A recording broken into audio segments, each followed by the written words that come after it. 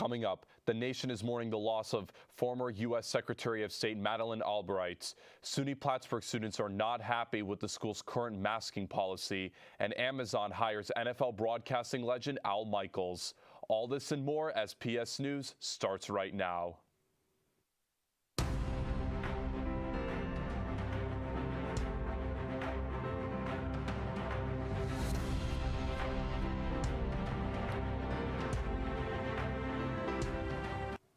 Good evening, and thank you for joining us tonight. I'm Benny Nazai. And I'm Michael DeMarco. Let's take a look at what's happening around the world. Madeleine Albright, the first woman U.S. Secretary of State, has died. Albright's family announced her death in a statement on Wednesday. CNN's Richard Roth takes a look at the life of a woman who will forever be remembered as a trailblazer in U.S. history. As a diplomat, where tact and treading gingerly on contentious issues are the norm, Madeleine Albright was never one to mince words. This is not cojones. This is cowardice. Whether it was her colorful use of language condemning Cuba for shooting down U.S. pilots, or her strident assessment of the leader of Iraq. I don't think the world has seen, except maybe since Hitler, somebody who is quite as evil as Saddam Hussein. The Iraqi dictator was said to be so incensed by Albright's verbal attacks, he published a poem in Iraqi newspapers calling her an unrelenting serpent. Albright's response was one of quiet defiance. From that moment forward, she wore a brooch in the shape of a serpent at every meeting with the Iraqi leadership. And she began using her pins, as she called them, as a way of sending subtle messages without uttering a single word. Born Marie Jana Korbelova to a Czechoslovakian diplomat, Albright and her family fled the former Czechoslovakia after the Nazi invasion in 1939 and later found safe haven in the United States in 1948. She became a U.S. citizen, married media tycoon Joseph Patterson Albright, and had 3 children, all while working on her Ph.D. and learning multiple languages. In 1982, Albright took a prestigious position as Professor of International Affairs at Georgetown University. But it was the shock of her husband asking for a divorce around that same time that changed the course of her life. There was an identity crisis. As it turns out, I think those next 10 years were the ones that were the most influential. She poured herself into her work, becoming foreign policy advisor to then presidential candidate Bill Clinton in 1992. Clinton, in turn, tapped her for the post of U.S. ambassador to the United Nations after he won the White House. As UN ambassador, Albright became known for her tenacity and determination to elevate U.S. interests at the UN through what she called aggressive multilateralism. We must summon the spine to deter, the support to isolate, and the strength to defeat those who run roughshod over the rights of others. She pushed hard for U.S. boots on the ground in the Balkans. The U.S. administration chose diplomacy instead, a decision that came at a costly human price. An even bigger regret, the failure of the U.S. to intervene to stop the Rwandan genocide in 1994. I, Madeleine Corbell Albright. Lessons learned from her past and the present, as Albright cemented her place in history, becoming the first ever female U.S. Secretary of State on January 23, 1997.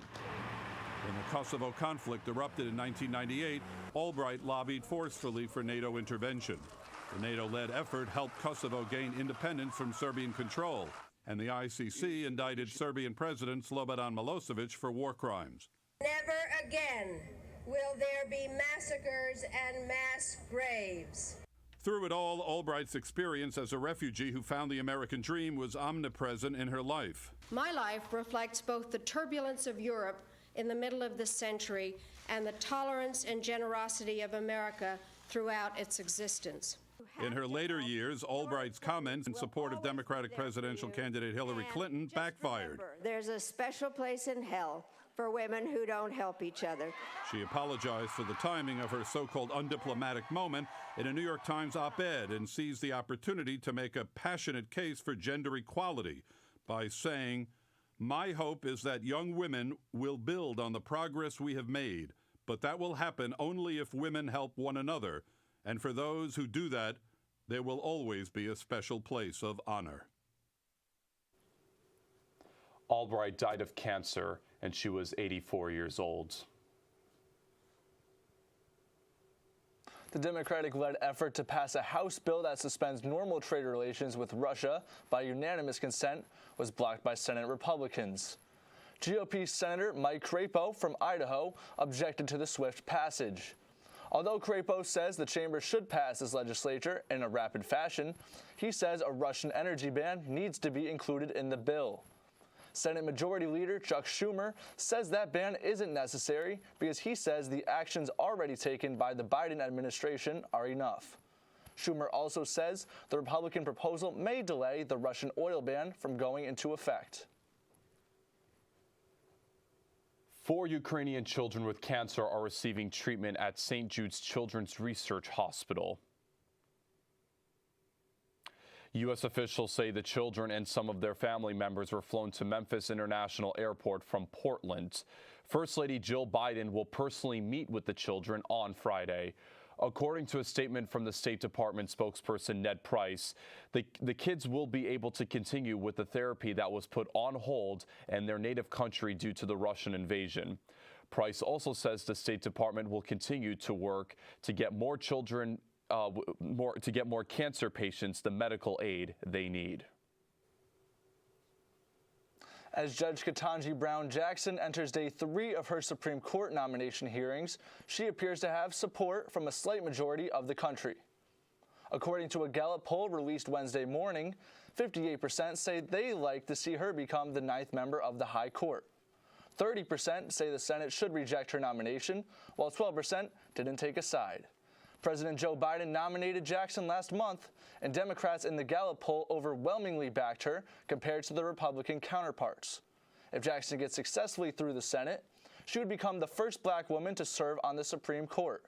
The findings of the poll are based on just over 1,000 adults during the first half of this month, before the Jackson hearings began. Capitol Hill is back open, sort of. Some public Capitol Hill tours will start back up next week. A notice sent to members and staff say there will be a limited number of member-led, staff-led tours and school groups starting Monday. The U.S. Capitol has been shut down to the public for 2 years because of the COVID-19 pandemic. Medical experts say COVID-19 cases continue to go in the right direction, down. And because of that, many states have lifted restrictions. But the nation's top infectious disease doctor, Anthony Fauci, says we might see an uptake in cases due to the lifting of restrictions in the next week or so.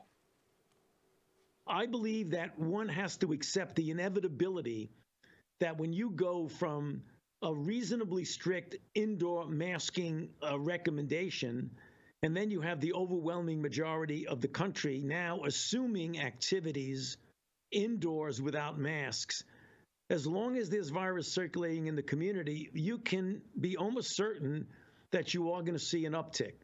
The real question is, what extent of an uptick is it going to be? And we'll just have to wait and see. Fauci also said if the numbers do go up, he doesn't think people have the energy for more mask mandates.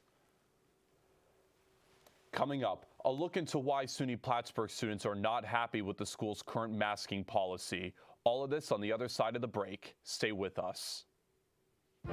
Hello, my name is John Lynch. I'm the president of the school's animation club. While other colleges' animation clubs strive to only show just straight anime, our club tries to be something different, as we show a variety of things such as Western animation, Eastern animation, internet animation, films, and so much more. If you want to meet people who have like-minded taste in animation, then feel free to come on down to our club.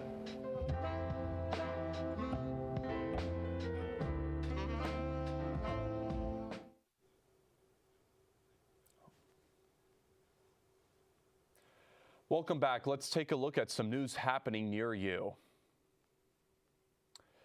Governor Kathy Hochul has lifted the mask mandate for schools. However, one local university hasn't decided to take away masks entirely just yet. Students are reacting, and PSTV's Michael DeMarco has the story. Plattsburgh State University recently announced their new masking policy. Some students are upset with the administrator's decision. We have Cortland and Buffalo, who are two of the top SUNYs in the system, with some of the highest, amounts of students throughout the state.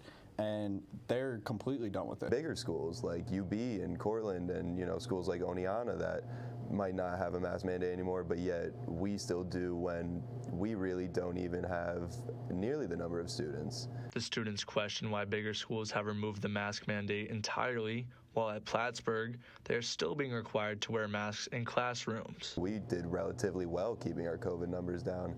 So you would think that we would have gotten rewarded in that sense by, you know, getting rid of this mask mandate, but the officials just haven't really had our side on that. 85% of students voted in favor of no masks through a survey the school put out, but the school still did not lift the mandate. Why even have the vote?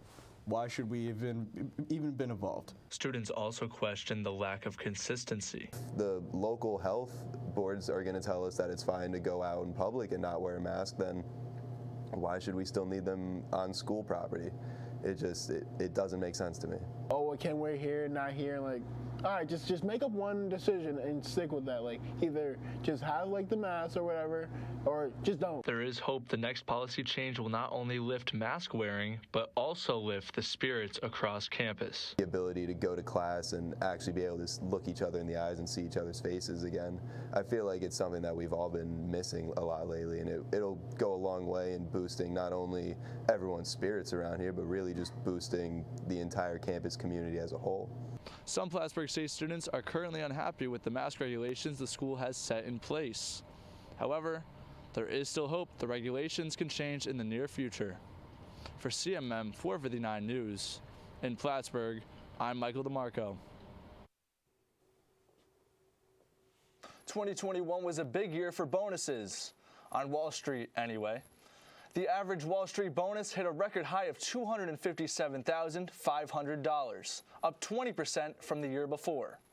The bonus estimates came out Wednesday and are clearly good news for workers in the securities industry, who make up 5% of private sector workers in New York City. They're not the only ones, since their pay accounts for 1/5 of the city's private sector wages. High bonuses are also good news for the city's tax revenue. And officials estimate New York City will exceed its expected revenue from income taxes because of the high payouts. The record high bonuses are being attributed to Wall Street's high profits. But officials warned the uneven economic recovery from the pandemic and international turmoil could drive this year's bonuses lower.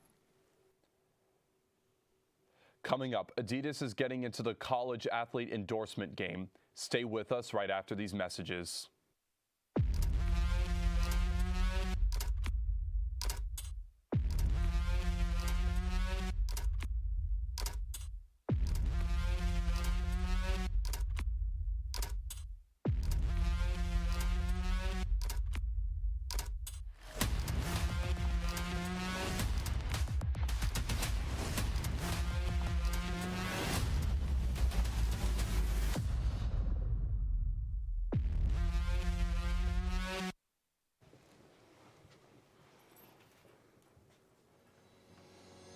Botany Club is a group of students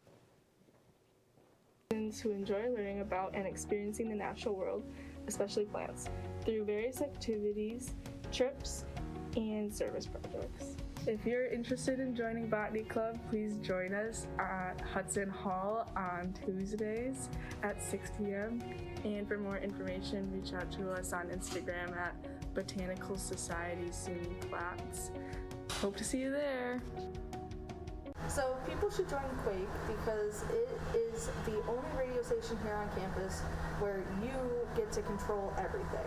You get to have your own music. You can talk about whatever you want. I mean, this semester alone, they want to do a lot of sports shows. They also have somebody who wants to talk about true crime. Me personally, I'm big into music. Quake is one of those groups where we want diversity and we want to just have a good time.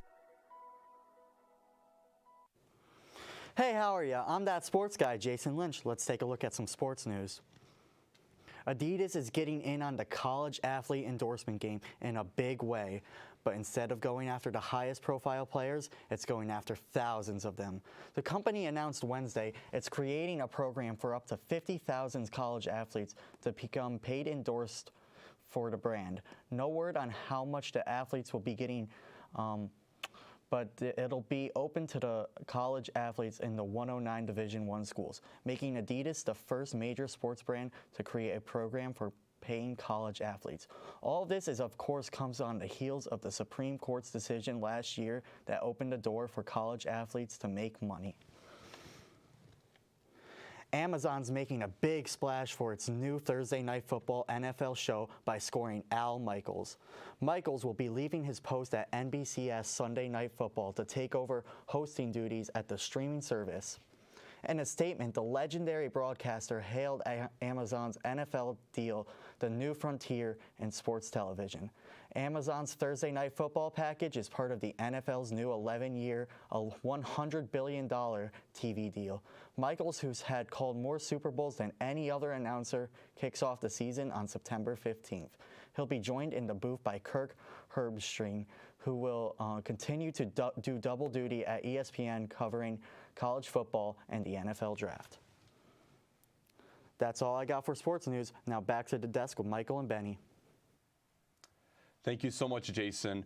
Well, unfortunately, that's all the time we have for tonight. To stay up to date with PS News and PSTV programming, be sure to follow at Plattsburgh State TV on all of our social media platforms. For the crew here at PSTV, thank you for joining us and have a great night, Plattsburgh.